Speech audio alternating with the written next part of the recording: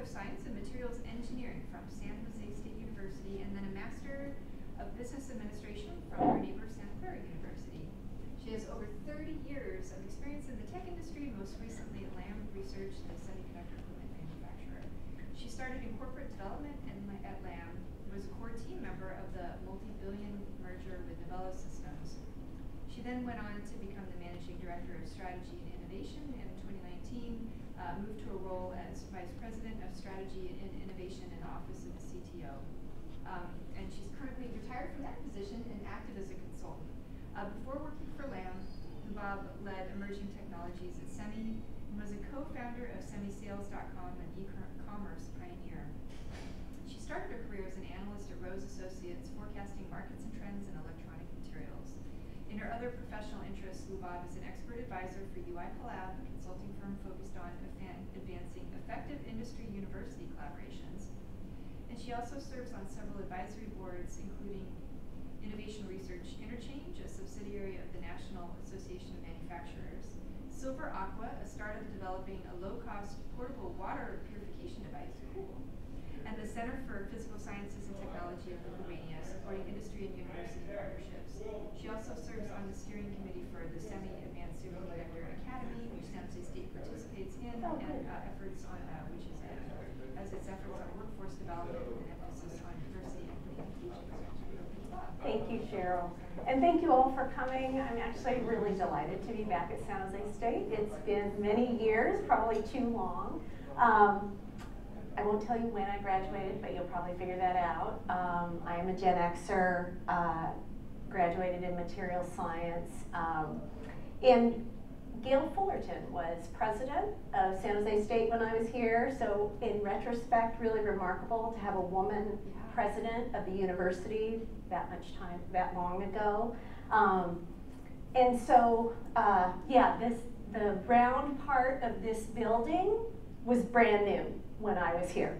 So it definitely has been a little while, but yeah, I put together some thoughts that I hope are helpful to you in terms of how I benefited from the program at San Jose State and how I built more skills along the way that kind of led my career trajectory. So I really geared this more towards the students. I'm going to share just a little more about who I am that isn't in my bio, spend a few minutes talking about the semiconductor industry because I think there's a real opportunity, especially in the next several years, with super strong growth but a talent shortage. So if you're looking for a job or an internship, it's an amazing industry, and I'd encourage you to give it a try or give it a look. And then I'll get into some career learnings, and I hope we can go to lunch and spend a lot of time on Q&A. So what doesn't my bio say? I am an immigrant. Are there other immigrants in the room? So my parents were born and raised in Baghdad, Iraq. They immigrated to the US when I was 2 years old. That's me too. It's my passport picture because I'm the youngest of 4 children, and there are very few baby pictures of me because nobody was walking around with a camera in their pocket at the time. They did not have college educations, but believed firmly in the value of education, and they wanted all 4 of their children to go to college, graduate, and not just graduate, but graduate with a technical degree, because that would lead to a better life for their kids, and we did, and they were right. So thanks to Mom and Dad. The other thing that my bio doesn't say is that I came from community college. So I spent 2 years up at Chabot, up the way. Something like 25%, I believe, of the students here at San Jose State or transfer from community college. Anybody here? And I just share these things with you to communicate that I started from the basics. I started on the ground floor. So let's switch gears and talk a little bit about the semiconductor industry. It's where I spent the entirety of my 30 years in professional life. It's the silicon of Silicon Valley, and it's a great industry. I mean, I have the opportunity to work with some of the smartest people in the world, I think, both technically and from a business perspective. And as I mentioned, I think there's really a unique opportunity in the next several years because there's enormous growth, both from things like CHIPS Act, but also just demand for electronics. But there is a significant workforce development shortage of engineers and computer science. So I think there's really an opportunity. And I guess I don't know, I know there are a lot of microelectronic courses offered. Is Intro to Micro required or an elective? It's elective. It's an elective, so I'd encourage you to check it out to learn more. It may be required for double E. Okay, good. So what is a semiconductor? Again, starting at the basics. If you took your phone or your tablet or your watch and broke it open, you'd see a bunch of squares. And if you took those squares and busted those open, you'd see a bunch more squares. And those are chips or semiconductors or microchips. And they are made up of thousands of transistors. And a transistor, the most advanced transistor, has a feature size of about 5 nanometers, right? Smaller than a red blood cell, about the size of a protein. There's a fun fact for you. Your fingernails grow at 1 nanometer a second. So think about that, 5 nanometer feature size. So technology is amazing, essentially manipulating atoms in very sophisticated equipment in high volume. I mean, that really is what distinguishes the semiconductor industry from so many other industries. It's nanoscale manufacturing in high volume, and it's incredibly sophisticated. We really are manipulating atoms to produce these structures. So not only is the technology incredible, the rate of technology advancement is also very fast, historically exponential, slowed down a little bit, but still very, very fast. And what that has enabled is increased computing power, lower cost, democratizing electronics. So the reason ChatGPT, generative AI, machine learning, all of these science fiction technologies that we heard about are reality, and not only reality, but soon to be available to the masses, is because of semiconductors. They are the foundation of the entire electronics market. And that market is sizable. You can think very simply about the market as having 3 parts. The top of the food chain are the electronics makers. These are the guys that are producing all the electronics that you and I buy. So tablets, phones, you name it. Actually, increasingly electric vehicles and things like that. Huge market. $4 trillion growing to $10 trillion by 2030. Trillion, big.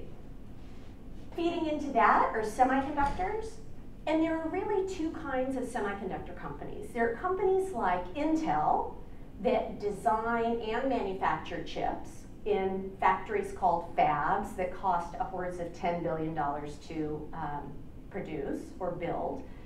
And then there are other companies like Qualcomm or NVIDIA, fabless companies that design chips and rely on companies like TSMC or foundries to make the chips for them. So that market is about $500 billion growing to $1 trillion in 2030. Big milestone, really big milestone. And then there's the equipment and materials, which is the industry I most recently was in, which is about $150 billion, growing to 230 or 40 by 2030. So every segment is seeing very strong growth. The number one challenge to growth that 50% of all of the CEOs interviewed, it's talent. So you've probably heard of the CHIPS and Science Act, which is a US government policy to bring back advanced manufacturing to the US, and that's spurring more fab building in New Mexico, Arizona, Ohio, New York, you name it. The projected shortage of workers is across the board, but the biggest gap is engineers and computer science. and it's about 40,000 workers. So, as I said at the outset, I think there's a real opportunity for those of you who may be looking for internships or jobs because companies are hiring. And there's all kinds of companies, not just here in the Bay Area, around the country and around the world. I just gathered some logos here of some companies that I'm pretty familiar with and think are great companies. Some you've probably heard of, some you may not have heard of. But yeah, there's all kinds of companies across the industry doing a variety of things. And so encourage you to check it out if you're not already doing so. And then there are a number of resources. So SEMI, the Industry Trade Association, is working on rebuilding the talent pipeline, but of course that's going to take years. They have partnered with Road Trip Nation and put together a documentary called Chip In about the industry, which is really cool, so you can check that out. Also at Semicon West every July, normally in San Francisco, there is a Semiconductor Career Pavilion, and entry into the trade show is free for students, so that's another way for you to check things out, meet some companies, actually see some stuff if you're interested. But again, I would encourage everyone to try and find time to take the Intro to Micro or some of the courses offered here.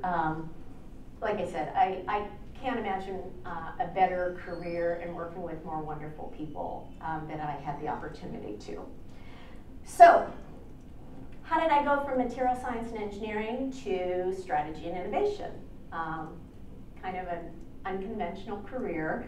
But one thing led to another. I gained skills, I built relationships along the way, and kind of that contributed to the transitions and the progress. I only worked at 4 companies over 30 years. So for Silicon Valley, that is not moving around a lot. But I did different things at the companies, so I didn't get bored. And when I did get bored is generally when I made a move. So much like semiconductors are foundational to all electronics, my engineering degree, absolutely foundational to my career. Taught me to think critically, taught me to solve problems, taught me to collaborate, and it really taught me to want to learn more, right? To ask why, to be a lifelong learner. And so I had phenomenal technical foundational skills. I did an internship at Applied Materials when I was a junior. Great experience. I was a member of a small R&D team. It was like 6 people, led by a woman, half women and half men, and I did tech work. I would go into the lab and take SEMs of, at the time, was copper, right? It was hard to do SEMs of copper because it's so shiny, or of tungsten because it's so shiny. But, you know, I just got a really good feel for the culture of the company, culture of the industry, and again, I really encourage people to do internships, and they pay. Like, there's no better way for you to kind of understand different kinds of jobs and also get a feel for a corporate environment than to actually be a part of it. So why did I pick material science? Well, I honestly wanted to be a journalist, but I mentioned my parents were paying, and my parents said technical degree. So I liked chemistry. Materials made sense to me, like it just, I don't know, it was how my brain worked, so it was easier for me to understand. It was a small department. There were 2 other women in the department, Carolyn and Sue. Carolyn is a VP at Google today. Sue went to the East Coast and worked at a laser company and then became a farmer, but like it was just a really wonderful group, and so I picked material science, and I'm so fortunate and lucky that I did. And we had a senior design project, and you still have that senior design project. I had a phenomenal advisor in Guna. So I did not want to do an experimental senior project, and that was a little unusual. Remember, I wanted to be a journalist. And so at the time, aluminum nitride was being considered as a semiconductor packaging material. And Guna suggested, well, why don't you do a paper study, understand the supply chain, the sources, you know, is it feasible to actually use and manufacture this material for this very, very advanced application? And I said, great, and that's what I did. And you'll see, like, this directly contributed to my first job. So, thank you, Guna. Be sure I told him that. So, my first role was, again, a little unconventional, doing market research in electronic materials. So, it was a boutique consulting firm, Rose Associates, and I was responsible for all fab materials. So in addition to scouring the literature and looking at the supply chain, which is essentially like what I did for the senior design project, I also did a lot of primary research, which meant identifying industry experts and talking to them, right? So listening skills became very, very important. And then we would develop trends and forecasts and those kinds of things. I did go back to school and got my MBA when I was working because I kind of felt like I didn't have the business fundamentals that maybe I needed. Most of the companies that were the clients were very large chemical conglomerates, and they were trying to determine whether or not they should get into the semiconductor materials business. So, and I do think an advanced degree is worthwhile. It's really hard to work and go to school, but if you can do it, companies will oftentimes support the tuition, and you can often use work-related projects to fulfill some of the school obligations, so it certainly worked well for me. So what did I learn in my 8 years doing market research? First, work ethic matters, right? Do what you say you're going to do. Why is that important? Because it builds trust and credibility. And when you build trust, people are going to give you more opportunity. So when, you know, this leadership opportunity comes around or project leader opportunity comes around, if you are trusted and viewed as credible, you're more likely to get that opportunity. And it's so motherhood and apple pie, but not everybody can do it. Not everybody meets their commitments. Second is learn to communicate effectively. And I intentionally scratched out with executives because it used to be that everybody talked about executive communications, right? Start with the big picture, not too much detail, but be prepared, blah, blah, blah, blah, blah. You should communicate like that with everybody, not just executives, right? I mean, everybody is pressed for time. So be prepared. Think about why you're there, why is the audience there, and how is what you're saying relevant to them. I would see engineers go into meetings and they would come out just devastated. Oh, they don't care about my work, they don't care about my results. And I'd be like, well, did you tell them why they should care? Like, start with why they should care, start with the headline, and then be prepared with the details and data to support the questions, right? So learn to communicate effectively, because I really feel like you'll sell yourself short and you'll limit your advancement if you don't, regardless of your role. And this is particularly true for engineers.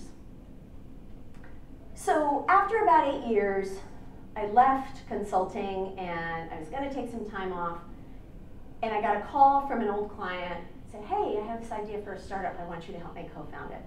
Trust and credibility, right? I had built trust and credibility with him, and so he wanted me to help co-found a startup back in 2000. So Y2K, everybody thought the world was going to end because of the double zeros. They thought all computer systems were going to shut down. I mean, it was just unbelievable. So neither of us had experience doing a startup, but we were undeterred, right? So we got to work, we raised some money. He was a Harvard MBA, and so his network were a lot of venture capitalists. I mean, I didn't have that kind of network. But we started meeting, and sooner or later you get the hang of it. Like, you just go in humble, watch and learn, and then start to ask questions, and then you kind of get the hang of it. So we raised money, we built a platform, I also led content, and content generated some money, but we didn't make it. So .com became AdoptBomb, but there were lessons. And I mean, there were many lessons, but I will say I think the main lesson was to get comfortable with change, right? Adaptability and flexibility. And this is from a little while ago. And so the raising money is a great example. I mean, I had no experience doing that, but I jumped right in. Likewise, leading content, you know, managing an e-commerce site, I had no experience doing that, right? But I learned, and I was humble, and I gained skills, and I went for it. So I think adaptability, flexibility, particularly as I think everything is moving faster, will be increasingly important in the future. So there again, I was still looking to take some time off. So after my startup went under, I went to Europe for a gap quarter, because I could only afford a quarter because I lost some money in the startup. And I came back to the recession of 2001, bad timing. But I had a former colleague at Rose Associates at Semi, Trust and Credibility. I got a role there to lead emerging technologies. So this is when nanotechnology, MEMS, and the early renewable energy stuff was really starting. So it's a lot of materials, new, exciting stuff, carbon nanotubes, graphene, nanoparticles, quantum dots, all that sort of stuff. And my role was to understand that space, to help identify opportunities for the semi-member companies who were equipment and materials companies. So I was a matchmaker. But I had no experience in that space. So adaptability, flexibility. I immersed myself into those areas, and when I became convinced that there were opportunities for the members, I had to bring those groups together. Well, how do you do that?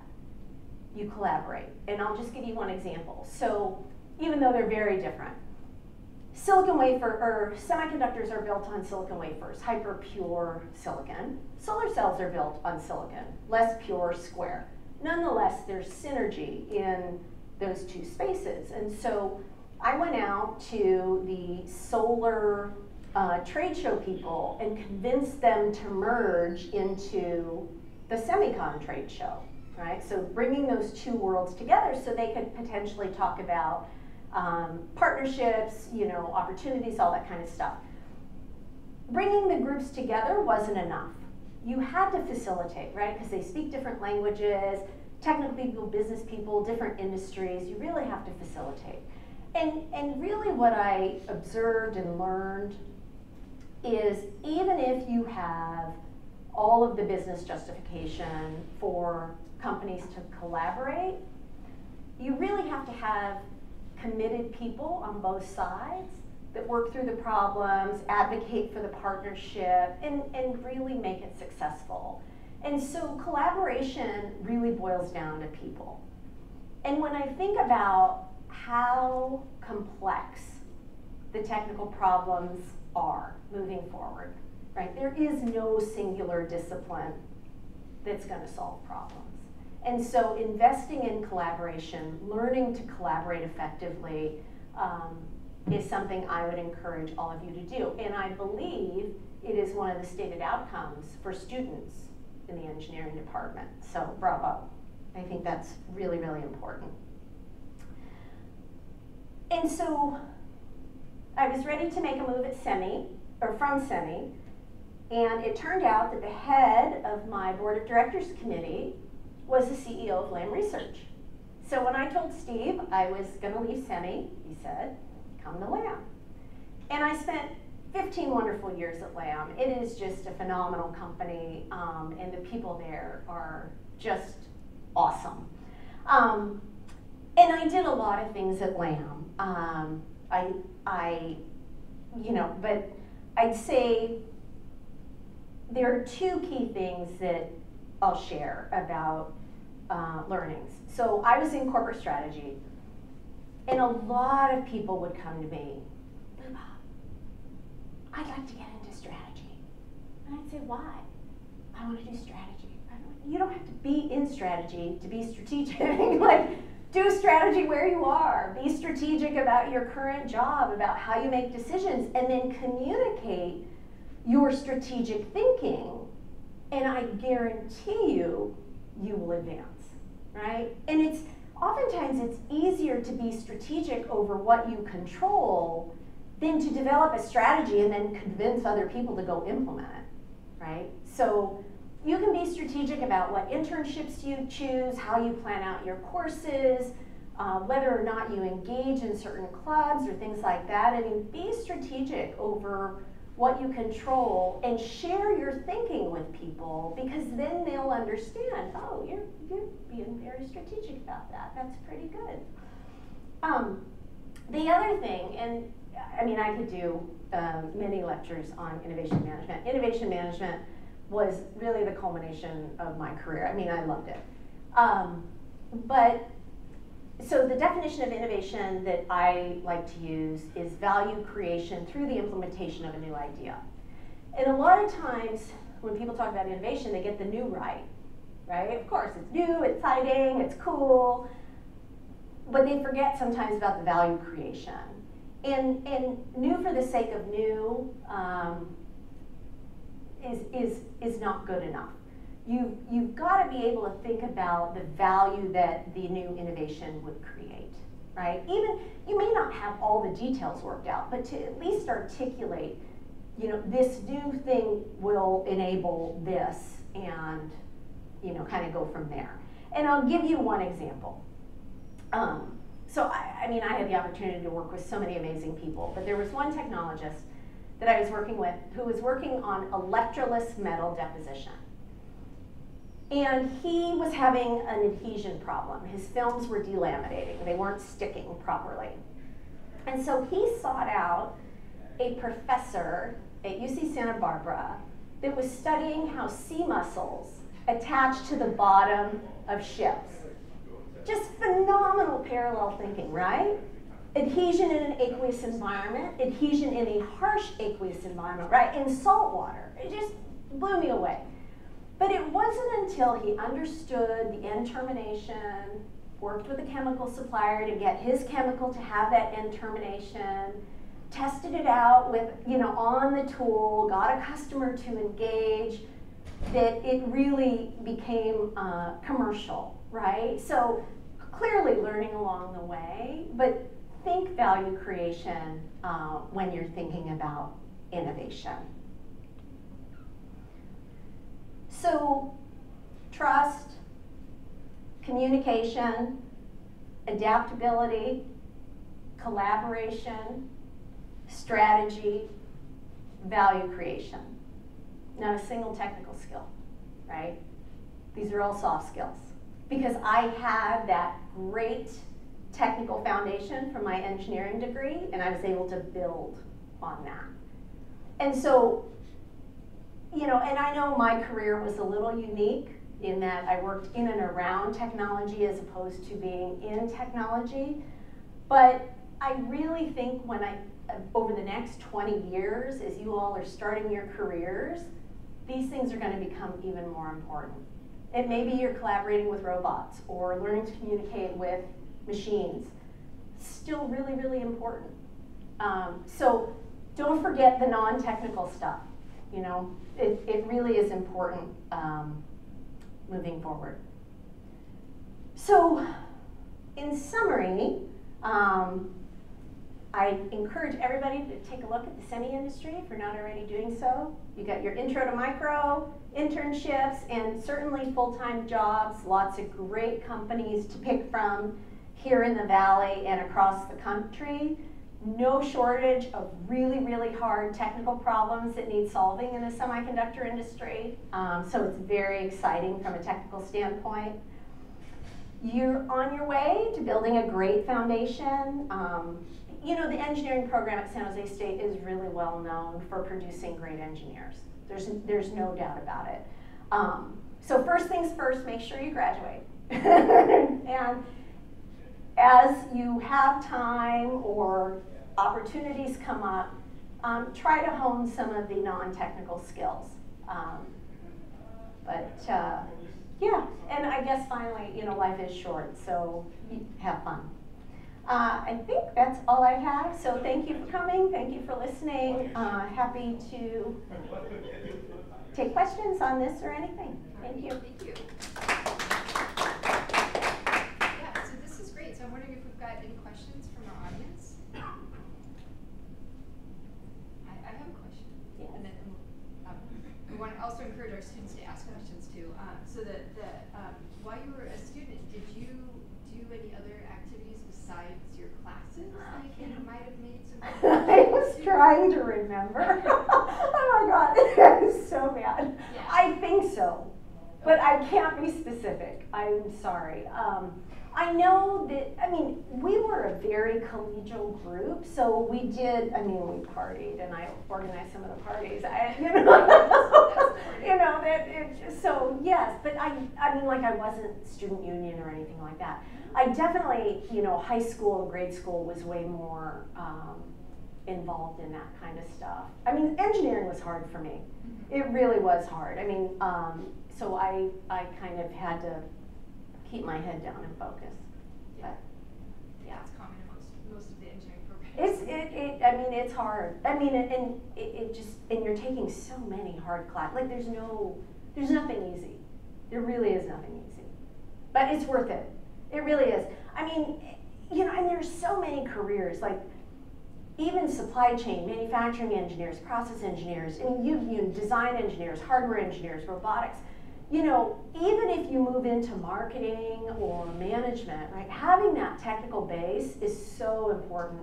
I mean, in any career, you know, whether it's, you can't not have that technical foundation anymore. It really is essential.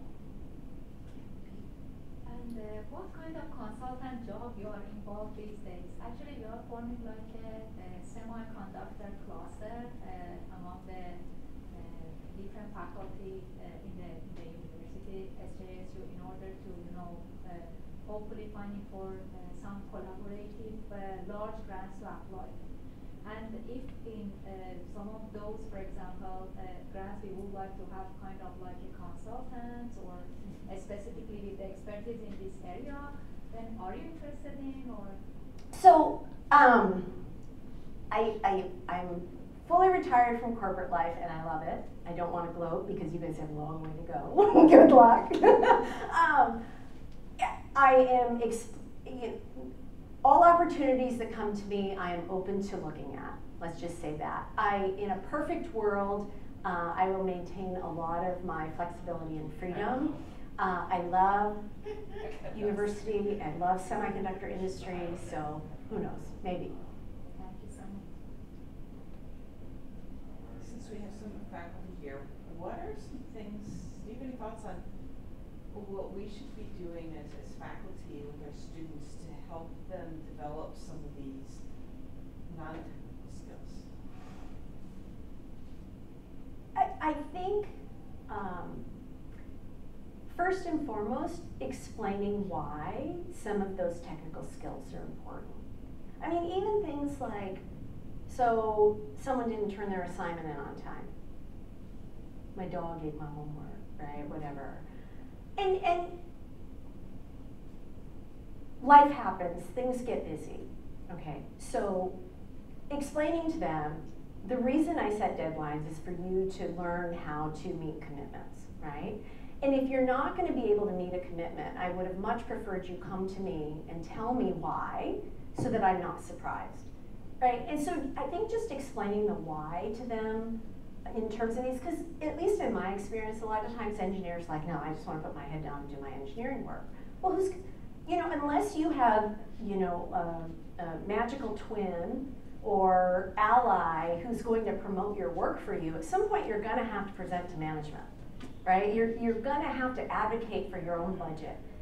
You know, you're going to want to do more things, and you have to be able to articulate. And so I think just explaining to them why some of these non-technical skills are important, because it really used to be siloed. I think it's changed a lot. I mean, the fact that collaboration is one of the stated outcomes. I mean, I went through them, I don't remember all of them, but I mean, I think you guys are doing a lot, but just those little reinforcements, yeah.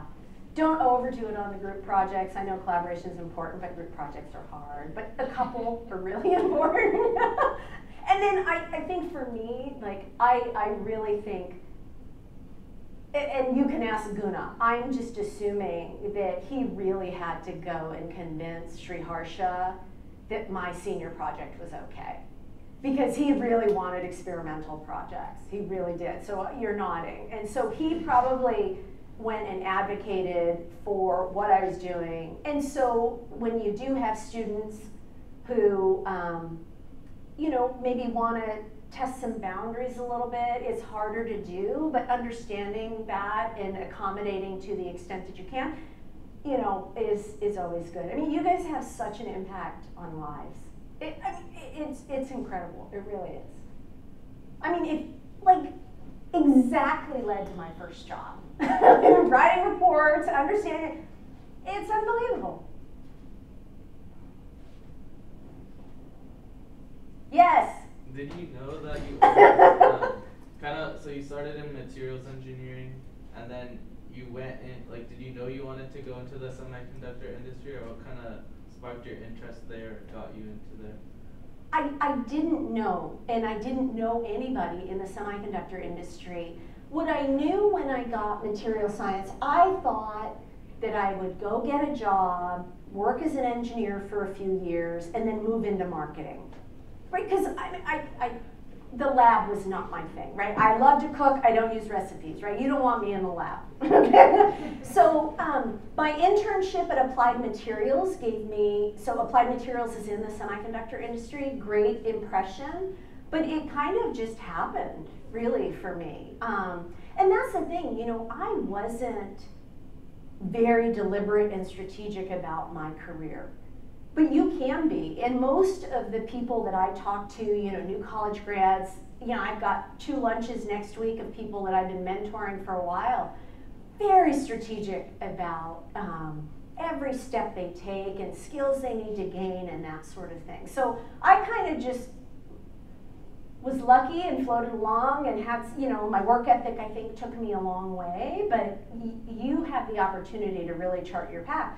I mean, you could look at it one of 2 ways. So maybe you're not interested in the semiconductor industry, but maybe that's why you should try and do an internship in that sector to learn more, right? Some people do internships, or if you get into a company with job rotations, like 3 6-month rotations, some people I've met said, oh, I'm taking rotations that I don't think I'm interested in at all to get more exposure, because when else are you going to have the opportunity to do that? So, yeah, but like I said, I think it's a great industry, and I know a lot of people in the industry, so in my emails here, you definitely feel free to reach out. Are you a senior, or? Yeah, I'm graduating in the spring. Yeah. Mechanical engineering. Yeah, definitely. Well, you should talk with Candy too. If you want to, I mean, because like the mechanical engineering stuff in the semi industry is super cool. Yeah. It really is. Especially on the equipment side. Oh, for sure, for sure. I'll tell you just like one other kind of cool, because like I said, I love the emerging tech stuff, and this kind of relates to wafer handling. So, and I love, love, love biomimicry. It's amazing. So there was a company that developed this adhesive tape that emulated geckos, right? So, I don't know if you know, but it's just a bunch of pillars evenly spaced. That's, you know. And so they were wondering, because sometimes the wafers get damaged on the handler, so could they use that sort of approach to kind of contactless move the wafers? It didn't work, but then they came up with some other ideas. I mean, no, because that's like, it never works the first time. It never works the first time. But you get kind of those groups of people together, and then they come up with ideas, and that's really when the magic happens. So, yeah. Thank you. Oh, I just had a comment. You mentioned being adaptable, being flexible, and embracing change. So there is an author that talks about, you know, what is the secret to happiness. And it's 35 words long, So I'll just read it out. Here it is. The secret of happiness is this: let your interest be as wide as possible, and let your reaction to things and persons who interest you be as far as possible friendly rather than hostile. So you just remind me of that. Thank you for sharing that. That's beautiful. And so even more true and important today. Yeah, wonderful. Thank you for sharing that. Last one. You want to have a question?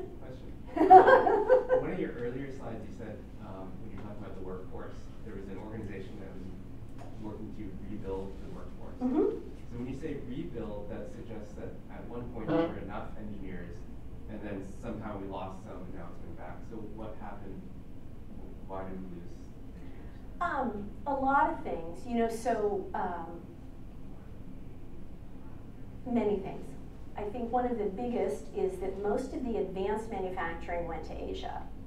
So kind of there was a brain drain at the semiconductor level. So the fabs in the US were old and kind of not that exciting. Equipment remained here. I mean, Lam and Applied are two of the largest equipment companies in the world, and even though there are offices all around the world, the core R&D groups are here in the Valley. It's just too hard to replicate.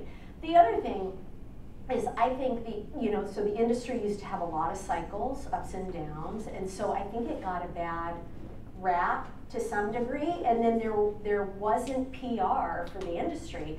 And so even at universities, like they stopped having semi labs, they didn't focus on it anymore. So what Semi has to do is not only rebuild at the university level, they've got to start at K through 12. And so what the American Semiconductor Academy is doing, and Sujie King Liu at UC Berkeley is just phenomenal, is they want to build an online system so that universities can share curricula, that teachers at high school can share, right? Because you've got to share and you've got to rebuild from the ground up. And I don't think the semi industry has ever done much in grade school. I mean, Semi had a program called High Tech U that was very hands-on and really fun, but it wasn't scalable. I mean, it just really wasn't scalable, and it targeted maybe mid-high school. And I mean, don't they say if by 5th grade they're not exposed to it, they'll never pursue it? And so part of it is just basic STEM, math and science, and getting people less scared of that. And then also kind of understanding what potential careers you can have. And then, as an industry, we've done a really bad job about getting out and talking to students and people about how great the industry is and what exciting careers there are. So there's a lot of things, really. And the good news is that part of, I mean, there's so many government funding streams, but part of all the US government groundswell about how strategic the industry is there is money to support workforce development. And again, like, none of the growth will be realized if they don't address workforce. Yes?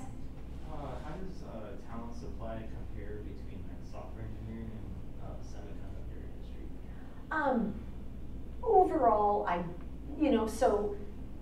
I'll just maybe speak to some of the software-related things that I know of. So design engineers are software, right? I mean, it's using CAD and designing chips, super important.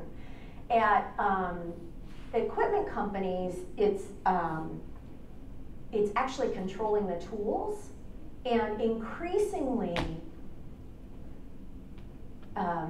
building data lakes to really understand process control.